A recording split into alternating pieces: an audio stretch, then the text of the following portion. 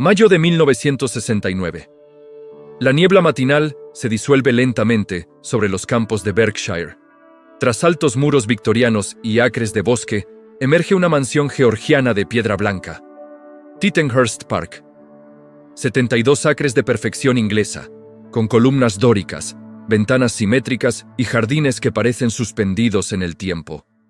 Hermoso. Sí. Pero eso es solo la fachada. Detrás de estas paredes hay sistemas de seguridad obsesivos, habitaciones selladas, y un hombre que compró el paraíso para convertirlo en su búnker. ¿Puede la fama comprarte la paz? ¿O solo una prisión más grande? ¿Cuánto cuesta mantener un sueño cuando el mundo entero quiere entrar? ¿Y qué pasa cuando descubres que ni siquiera el lujo puede protegerte de ti mismo? Esta es la historia de cómo John Lennon gastó una fortuna para desaparecer. ¿Y por qué ni siquiera eso fue suficiente? Berkshire, Inglaterra. A 40 minutos de Londres, pero a mundos de distancia del caos de la Beatlemanía, Tittenhurst Park se asienta como una joya olvidada de la aristocracia inglesa. 72 acres. Una mansión principal de 26 habitaciones, establos, casas de campo para el personal, un lago artificial. John Lennon lo compra en 1969 por 145,000 libras, equivalente a más de $3 millones hoy. Yoko Ono queda fascinada de inmediato. John ve otra cosa, un lugar donde nadie puede encontrarlo. Pero los números no cuentan lo más importante. Lo que cuesta convertir una mansión histórica en un refugio hermético cuando eres uno de los hombres más famosos del planeta. Entras por el camino de grava. La fachada georgiana te recibe con su simetría perfecta. Piedra de Portland, ventanas altas que reflejan el cielo. Atraviesas las puertas dobles de roble y pisas el hall de entrada. Techos altos, molduras de yeso, una escalera curva que asciende como en un sueño. A la izquierda, el salón principal. Paredes empapeladas en seda, chimenea de mármol italiano, enormes ventanas que dan al jardín. Yoko coloca pianos blancos, esculturas minimalistas, pantallas japonesas. John instala equipos de grabación camuflados en gabinetes de madera. La biblioteca, estanterías del piso al techo, primeras ediciones, un escritorio antiguo donde John escribe Imagine. El comedor formal, capacidad para 14 personas, candelabros de cristal, una mesa que podría haberse usado en Versalles. Los jardines son un universo en sí mismos. Senderos de grava, rosales ingleses, un lago con cisnes, puentes de piedra, estatuas victorianas medio ocultas entre los árboles. En verano, todo explota en verde. En invierno se vuelve gótico, casi amenazante. Y ahora, la otra cara, infraestructura. Bajo la elegancia hay un sistema de calefacción a carbón que requiere alimentación constante. Tuberías de cobre que recorren 3 pisos. Un sistema eléctrico antiguo que necesita actualización urgente. Cocinas industriales en el sótano, con hornos de hierro fundido y neveras del tamaño de armarios. Los establos convertidos en estudios de grabación. Las casas de campo del personal, ahora habitadas por técnicos de sonido y seguridad. El lago necesita mantenimiento constante para evitar que se convierta en un pantano. Esto no es una casa. Es un organismo que respira, come energía y demanda atención las 24 horas del día. John Winston Lennon. Liverpool, 1940. Hijo de la clase trabajadora que se convirtió en ícono global, pero que nunca dejó de sentirse como el niño abandonado por su padre, criado por su tía Mimi en una casa modesta de Mendips. La infancia de John está marcada por ausencias. Su padre, Alfred, marinero errante que desaparece cuando John tiene 5 años. Su madre, Julia, presente pero distante, viviendo con otro hombre. Y luego, cuando John tiene 17 años, Julia muere atropellada. Esa herida nunca cierra. Los Beatles lo catapultan de la nada al todo en menos de 5 años. 1963. Histeria en Reino Unido. 1964. Conquistan América. 1965. El Shea Stadium, ante 55,000 personas que gritan tan fuerte que ni siquiera pueden escucharse tocar. 1966. John dice que los Beatles son más populares que Jesús y recibe amenazas de muerte. 1967. Brian Epstein, su manager y figura paterna sustituta, muere de sobredosis. Para 1968, John está exhausto. Las giras terminaron porque eran insostenibles. El estudio se volvió campo de batalla. Paul quiere control creativo total. George está harto. Ringo renuncia temporalmente. Y en medio de este caos, John conoce a Yoko Ono en una galería de arte en Londres, noviembre de 1966. Yoko es 7 años mayor, artista conceptual japonesa-americana, divorciada 2 veces.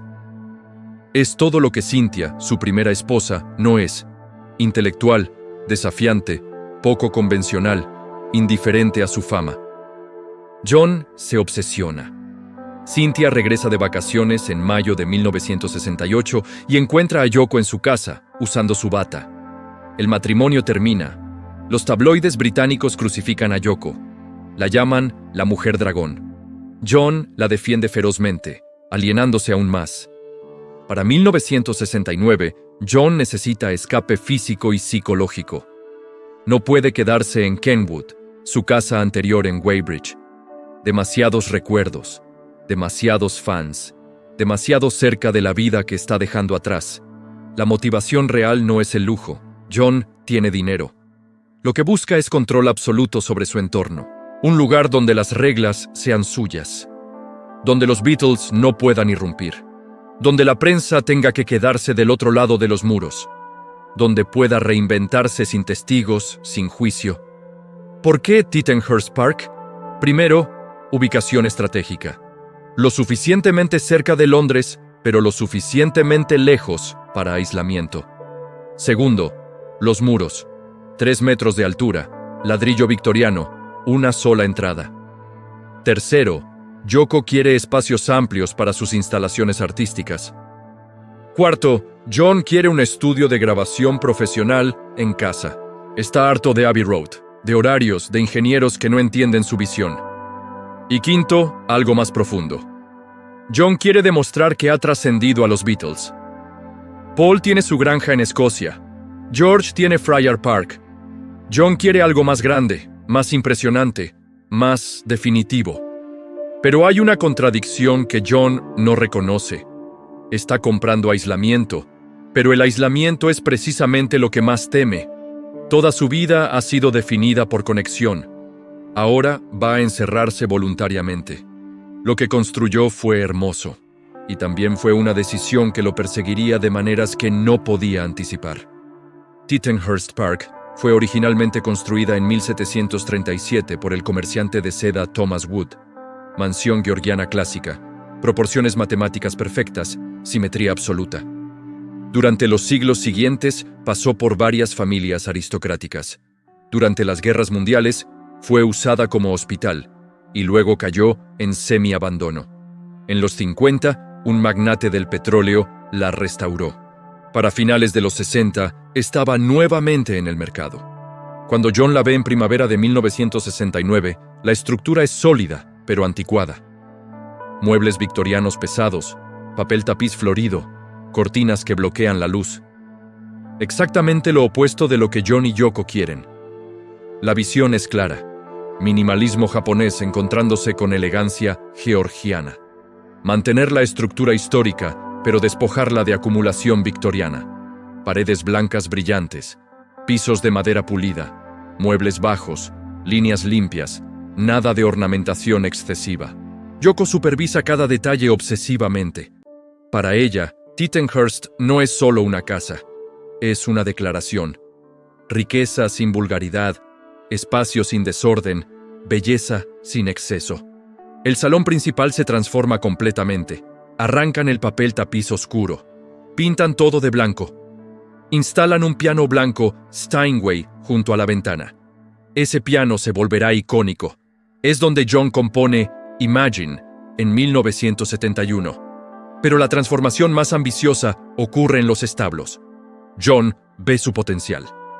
Acústica natural excelente, aislamiento del ruido exterior, espacio suficiente para equipos grandes. Contrata a Eddie Ville, ingeniero de sonido de Abbey Road. Eddie confirma, esto puede funcionar, pero necesita inversión seria. Primero, Aislamiento acústico total. Capas de fibra de vidrio, paredes dobles, puertas con sellos de goma, vidrio doble grueso. El objetivo, grabar a volumen máximo sin que se escuche fuera. Segundo, control ambiental. Sistemas de climatización industrial. Los instrumentos son sensibles a cambios de temperatura y humedad. Tercero, electricidad dedicada. Líneas separadas, estabilizadores, generadores de respaldo. Un estudio consume energía como una pequeña fábrica. Cuarto, el equipo de grabación. John importa una consola de 8 pistas personalizada, tecnología de punta en 1969. Micrófonos, Neumann, alemanes. Monitores del tamaño de refrigeradores. El estudio se llama Ascot Sound Studios. Se completa en 1970, después de casi un año de construcción. El costo entre 50 y 70 mil libras, más de $1 millón actuales. El paisajista recibe instrucciones contradictorias. Yoko quiere simplicidad zen. John quiere mantener carácter inglés. El compromiso: podan extensivamente pero mantienen elementos dramáticos. El lago, los cisnes, las estatuas. Y añaden algo nuevo: líneas de visión claras hacia el perímetro. Esto no es estético, es seguridad. Desde las ventanas principales, ahora puedes ver los muros exteriores. Nadie puede acercarse sin ser visto. Instalan sensores de movimiento, cámaras de seguridad, intercomunicadores, luces automáticas. Guardias de seguridad, ex policías patrullan constantemente. La logística es épica.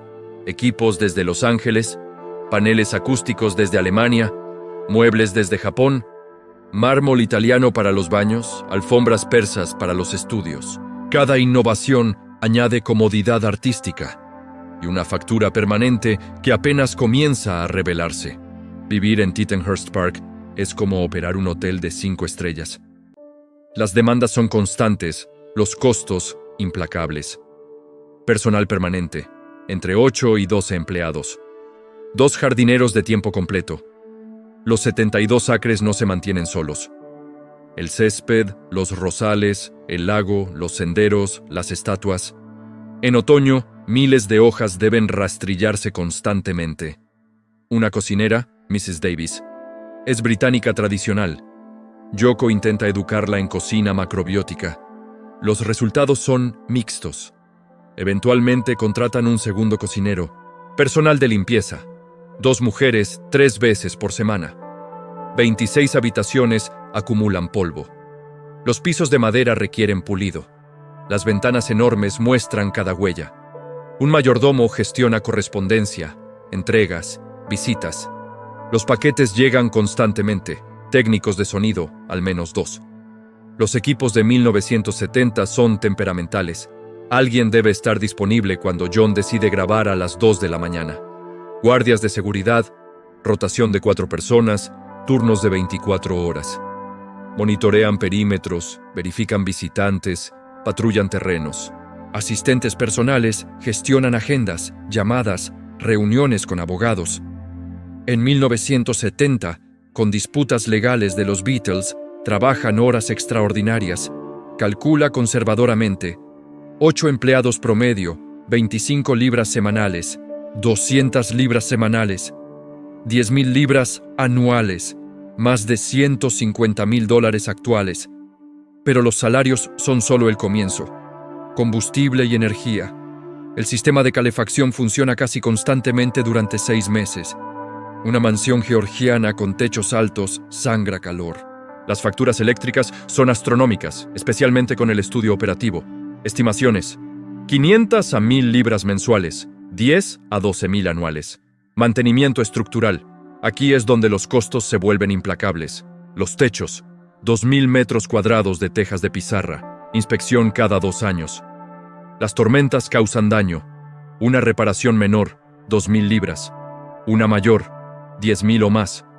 Las tuberías victorianas se corroen, desarrollan fugas, colapsan. Cada reparación cuesta cientos o miles. Las ventanas: más de 100.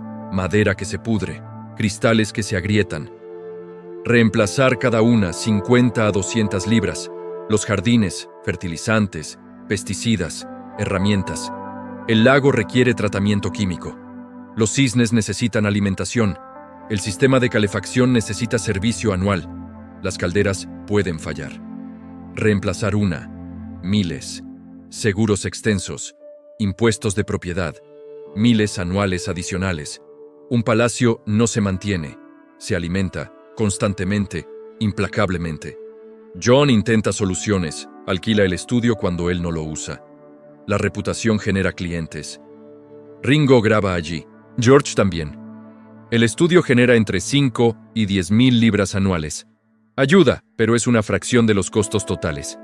Yoko propone convertir parte de los terrenos en retiro para artistas. Invita cineastas, poetas, performers. Es emocionante culturalmente.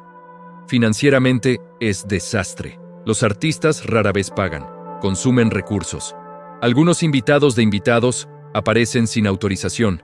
John gana millones con los Beatles, con derechos de autor, con inversiones. En papel, es rico. En práctica, su liquidez es complicada. Los derechos están sujetos a disputas legales. Apple Corps sangra dinero. Las demandas cuestan fortunas. Pero Tittenhurst consume 30 a 40,000 libras anuales solo para existir.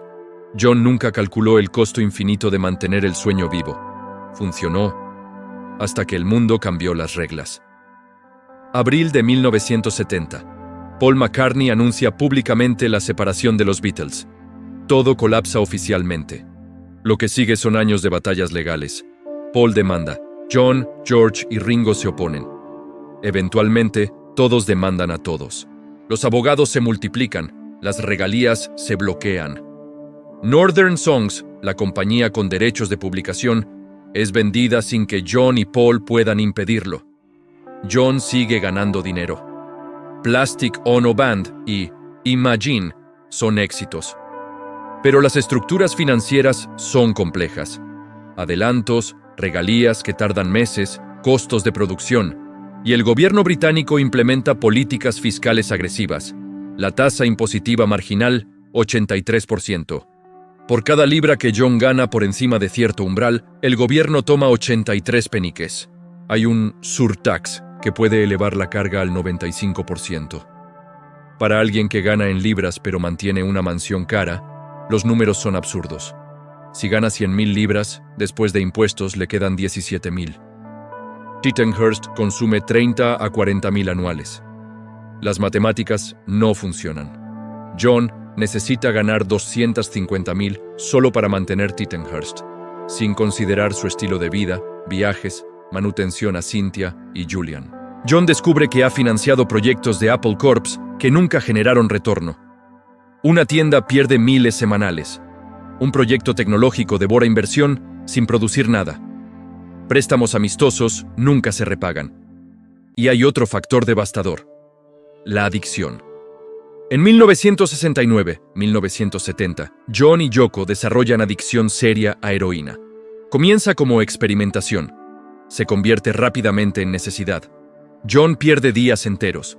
Proyectos se retrasan. Sesiones canceladas. En enero de 1970, van a tratamiento en Los Ángeles. Logran limpiarse, pero el proceso es agonizante.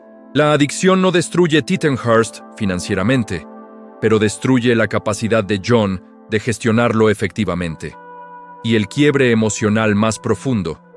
John se suponía que sería libre en Tittenhurst, pero descubre que el aislamiento no es libertad, es soledad. Los días se vuelven repetitivos. Despierta tarde, desayunan en silencio, caminan, graban sin dirección, cenan, televisión, duermen. Ocasionalmente hay visitantes, pero son espaciados. La mayoría del tiempo son solo John, Yoko y personal distante. John extraña la camaradería de los Beatles, la forma en que él y Paul rebotaban ideas, la forma en que George elevaba todo, la forma en que Ringo encontraba el groove perfecto. En Tittenhurst, John está solo en su genialidad, y la genialidad aislada se siente como locura. Las paredes que construyó para protegerse ahora lo encierran. Los muros que debían mantener el mundo afuera ahora lo mantienen adentro. En verano de 1971, después de grabar Imagine, John le dice a Yoko: «Necesitamos salir de aquí». Si no cambiaban algo, Tittenhurst no solo los arruinaría financieramente, los devoraría emocionalmente. La protagonista oculta de esta historia no es John Lennon, es Yoko Ono. Yoko viene de dinero. Su padre, Eisuke Ono, fue banquero prominente en Japón, presidente de Banco de Tokio. Su madre, Isoko, viene de aristoc de comerciantes ricos. Yoko creció en Tokio con sirvientes, propiedades, educación privilegiada. Durante la Segunda Guerra Mundial, su familia evacuó al campo. Experimentaron escasez, pero nunca pobreza verdadera. Después de la guerra, Yoko estudió en Gakushuin, universidad prestigiosa japonesa. Luego emigró a Estados Unidos. Estudió en Sarah Lawrence College. Se casó 2 veces antes de John. Primero con Toshi Ichiyanagi, compositor, luego con Anthony Cox, promotor de arte y cineasta. Yoko entiende algo fundamental que John, criado en clase trabajadora de Liverpool, no entiende intuitivamente. El dinero no perdona el sentimentalismo. La riqueza real requiere decisiones frías, pragmáticas, a veces brutales.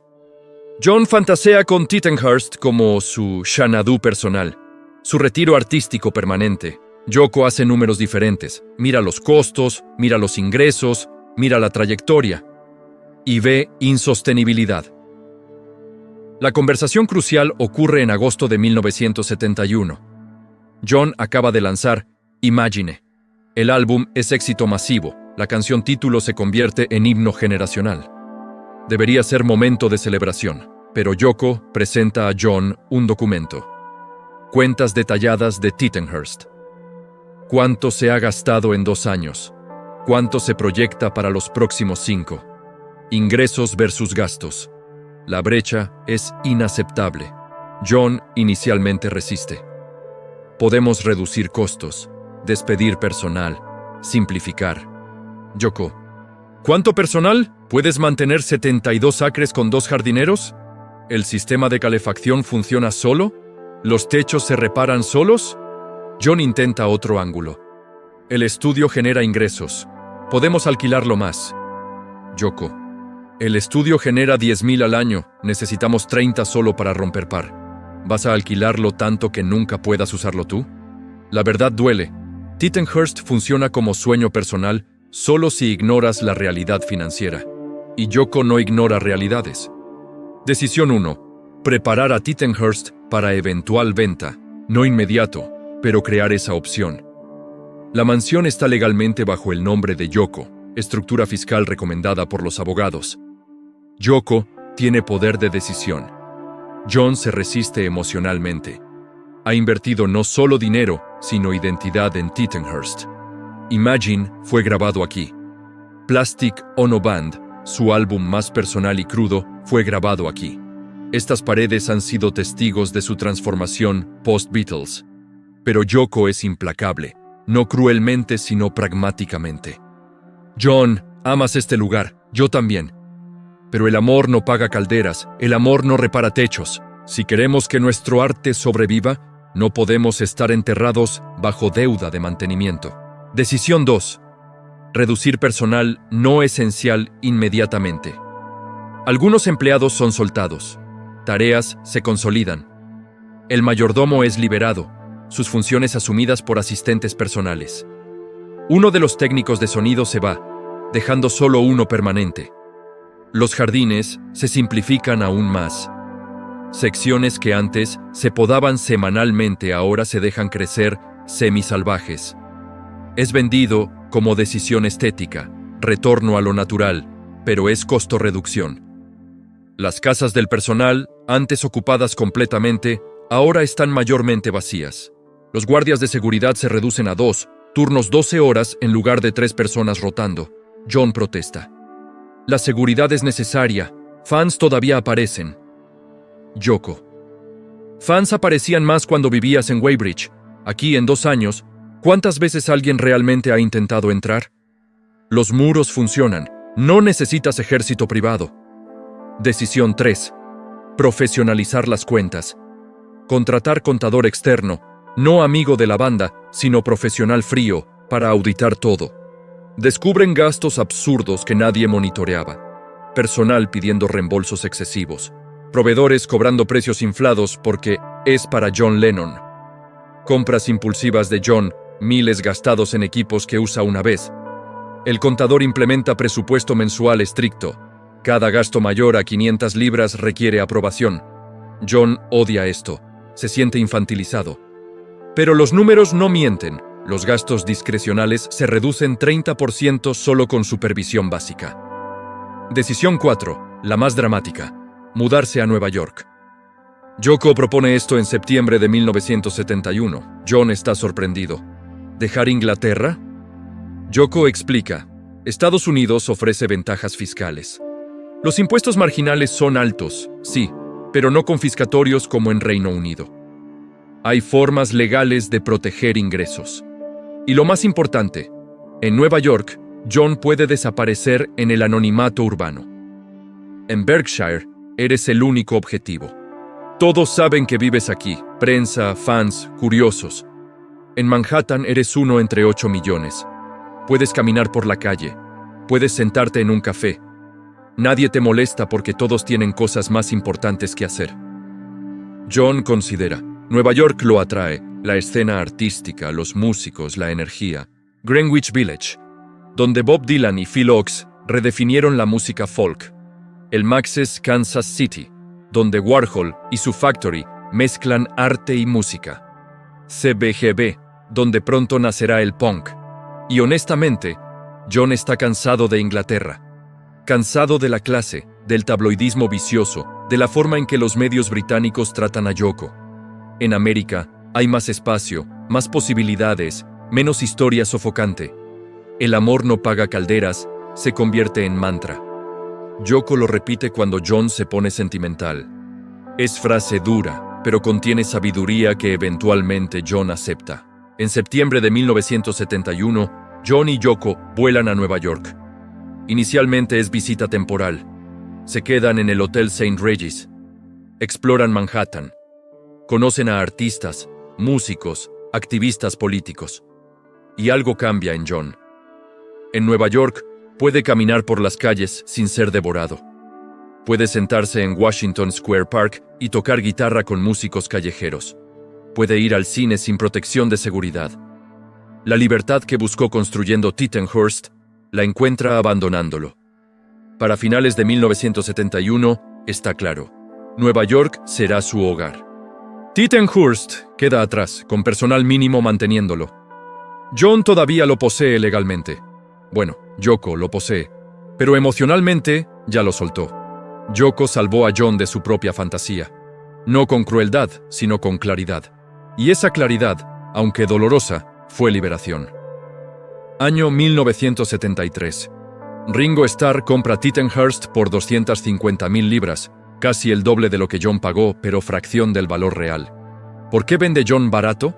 Vende a un amigo. Necesita liquidez. Y principalmente, quiere cortar el cordón. Mientras posea Tittenhurst, se sentirá atado. Ringo tiene visión diferente. Donde John buscaba aislamiento, Ringo busca comunidad.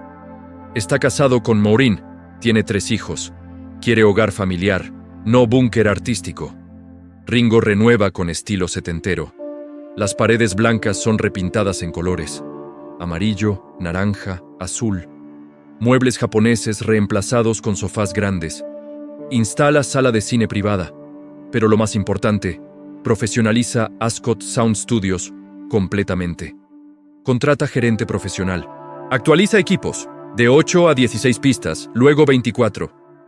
El estudio es mercadeado agresivamente. Graba donde John Lennon grabó Imagine. Funciona. Judas Priest graba allí. Ozzy Osbourne, Peter Frampton. Las tarifas, 80 a 120 libras diarias. Los ingresos, 20 a 30,000 anuales en los mejores años. Contribución significativa al mantenimiento. Ringo vive en Tittenhurst hasta 1988, 15 años. Mucho más que John. Durante ese tiempo, enfrenta sus propias crisis. Divorcio, problemas con alcohol, altibajos de carrera. Pero Tittenhurst le da estabilidad. En 1988, Ringo vende a un jeque árabe por varios millones. El jeque cierra Tittenhurst completamente. No más sesiones comerciales, no más tours, no más acceso. Tittenhurst desaparece. El jeque invierte millones en restauración. Moderniza sistemas, instala climatización de última generación, restaura detalles georgianos. Los jardines son revividos con influencia de Medio Oriente. ¿Por qué comprar propiedad que drena millones? Por historia, por estatus. Tittenhurst no es solo mansión. Es lugar donde John Lennon grabó Imagine. Es patrimonio cultural. Poseer Tittenhurst es poseer pedazo de historia de la música. Y por esa magia, algunos pagan cualquier precio. Hoy, Tittenhurst Park sigue siendo propiedad privada, envuelta en misterio y protegida ferozmente por sus dueños actuales. El jeque que la compró en 1988 la mantuvo hasta principios de los 2000. Luego la vendió a otro comprador privado. Los detalles exactos son opacos deliberadamente. Registros de propiedad en Reino Unido son públicos, pero pueden ser estructurados a través de empresas y fideicomisos que ocultan identidades reales. Lo que sabemos, la propiedad se estima actualmente en más de 15 millones de libras, posiblemente 20, dependiendo del mercado. Pero mantenerla cuesta entre 200 y 300.000 libras anuales, quizás más. ¿Por qué tan caro? Porque aunque tecnología moderna puede hacer algunos aspectos más eficientes, una mansión georgiana de este tamaño es fundamentalmente del siglo XVIII. No puede ser completamente modernizada sin destruir su carácter. Los techos siguen siendo de pizarra, requiriendo inspección y reparación constante. Las paredes de piedra de Portland, hermosas pero porosas, requieren tratamiento contra humedad. Los pisos de madera original, invaluables históricamente, necesitan mantenimiento especializado. Los jardines, incluso simplificados, requieren personal de tiempo completo. Los propietarios actuales enfrentan decisiones similares a las que enfrentaron John, Ringo y otros. Modernizar sistemas o preservar autenticidad. Instalar paneles solares sería eficiente, pero destruiría estética georgiana. Reemplazar ventanas con doble acristalamiento moderno ahorraría energía, pero eliminaría carácter histórico. La respuesta ha sido equilibrio delicado. Algunos sistemas invisibles son modernizados. Calefacción, plomería, electricidad, todo actualizado con tecnología actual. Pero elementos visibles se preservan obsesivamente. ¿Abrir al público o proteger privacidad? Los dueños actuales eligen privacidad absoluta. No hay tours, no hay museo. National Trust, organización británica que gestiona muchas propiedades históricas, ha expresado interés en Tittenhurst, pero los dueños rechazan. Quieren que permanezca hogar privado. Sin embargo, Tittenhurst genera ingresos ocasionales de formas inesperadas. La propiedad se alquila para filmaciones de películas y comerciales. Producciones británicas de época buscan locaciones auténticas. Tittenhurst, con su arquitectura georgiana intacta, es perfecta. Las tarifas son sustanciales, entre 10 y 30.000 libras por día de filmación, dependiendo del tamaño de la producción y las demandas logísticas. Producciones deben cumplir condiciones estrictas, no modificar nada permanentemente, no traer más de cierto número de personas, no acceder a áreas privadas específicas. Estos ingresos ayudan a financiar mantenimiento, pero son intermitentes. Algunos años hay varias filmaciones, otros años ninguna. El legado cultural de Tittenhurst permanece potente. El video de Imagine, filmado en 1971, ha sido visto cientos de millones de veces. Esa sala blanca con el piano Steinway junto a la ventana, Yoko abriendo cortinas mientras John toca, se ha convertido en una de las imágenes más icónicas de la historia de la música. Fans de Beatles conocen Tittenhurst, aunque nunca la hayan visitado. La mansión aparece en documentales, biografías, artículos. Cada aniversario de Imagine se publican fotos del lugar. Peregrinos van a las puertas, toman selfies, dejan mensajes, pero nadie entra. Los muros victorianos, que John construyó para protegerse, ahora protegen el legado mismo. Tittenhurst es más valiosa precisamente porque es inaccesible. Si fuera museo abierto, perdería mística. Como fortaleza cerrada, mantiene magia. Los jardines, antes obsesivamente podados, ahora crecen con una mezcla fascinante de diseño y abandono controlado. Algunas áreas son mantenidas impecablemente. El césped principal frente a la mansión, el área alrededor del lago, ciertos senderos. Otras áreas se dejan crecer casi salvajes. Esta no es negligencia. Es decisión estética consciente, influenciada por movimientos contemporáneos de jardinería que valoran lo natural sobre lo supercontrolado. Pero también es pragmatismo. Menos mantenimiento intensivo significa costos reducidos. El lago sigue siendo el corazón emocional de los terrenos. Los cisnes todavía están allí, descendientes quizás de los que John y Yoko conocieron. El puente de piedra, el mismo donde John y Yoko fueron fotografiados caminando en 1969, permanece intacto. El estudio de grabación, Ascot Sound Studios, ya no funciona como negocio comercial. Después de que el jeque compró la propiedad, cerró las operaciones comerciales. El equipo de grabación, legendario en su momento, ahora está obsoleto tecnológicamente, pero se preserva como archivo histórico.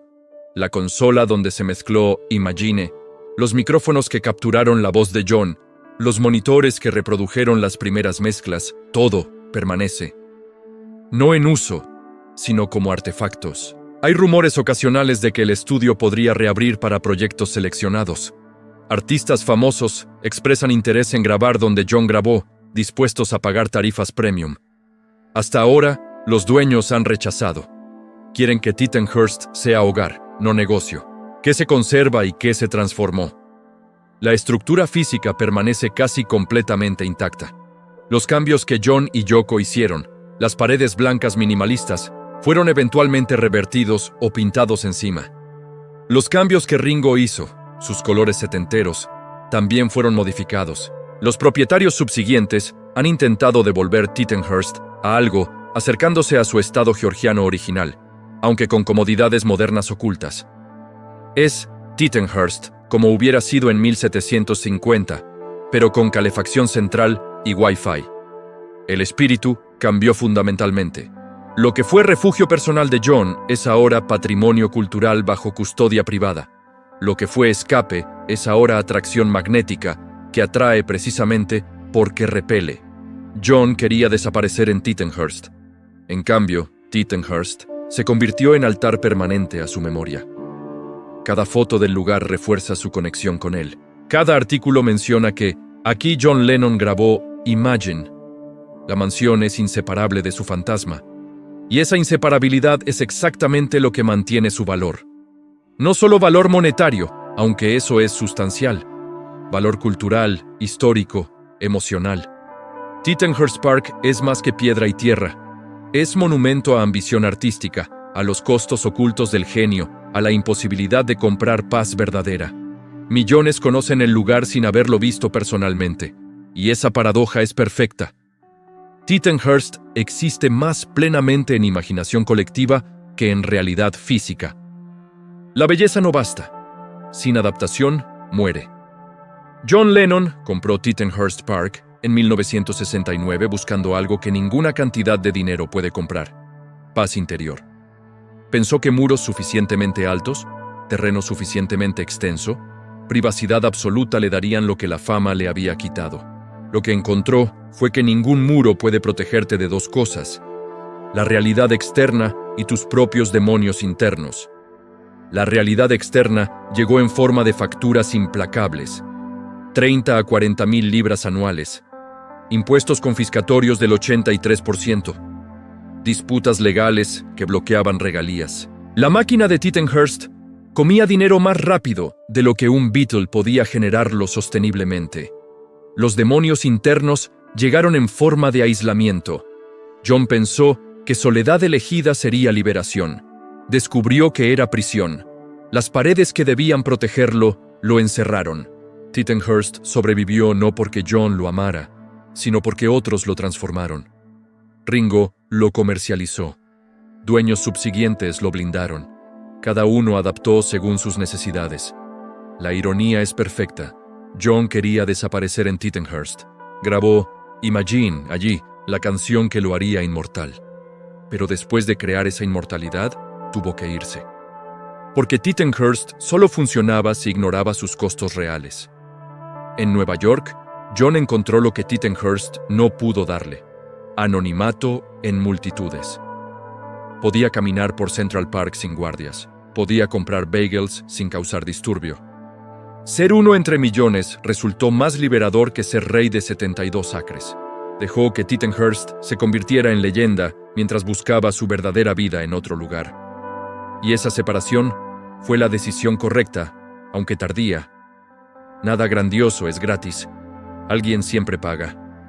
John pagó con su paz mental intentando hacer funcionar lo imposible. Pagó con cientos de miles de libras. Pagó con oportunidad perdida de vivir más simplemente. Los siguientes dueños pagaron millones. Ringo pagó 15 años de su vida. Propietarios subsiguientes pagan cientos de miles anuales solo para mantener las puertas cerradas. Y todos nosotros pagamos con la imposibilidad de entrar. Tittenhurst existe para nosotros solo en fotografías, videos, imaginación. Es más ausencia que presencia. Entonces, ¿quién pagó realmente por Tittenhurst Park? Tal vez todos. Cada uno buscando algo diferente, nadie encontrando exactamente lo que esperaba. John buscó escape y encontró otra prisión. Ringo buscó hogar y encontró negocio complicado. Dueños subsiguientes buscaron estatus y encontraron responsabilidad infinita. Fans buscan conexión con John y encuentran muros cerrados. La mansión permanece. Hermosa, misteriosa, inaccesible. Exactamente como John la quería. Y exactamente por qué tuvo que dejarla ir. Hay sabiduría dolorosa aquí. Los problemas reales, los demonios genuinos, no pueden ser murados. La libertad no se compra con aislamiento. Mantener belleza requiere no solo dinero, sino adaptación constante. Pragmatismo frío. Disposición a transformar o soltar. John eventualmente aprendió esto. Soltó Tittenhurst. Se mudó a Nueva York, vivió en el Dakota, apartamento más modesto, más manejable, más humano. Y en ese espacio tuvo los años más estables, 1975 a 1980, criando a Sean, horneando pan, siendo esposo y padre antes que estrella. Tittenhurst fue elección necesaria.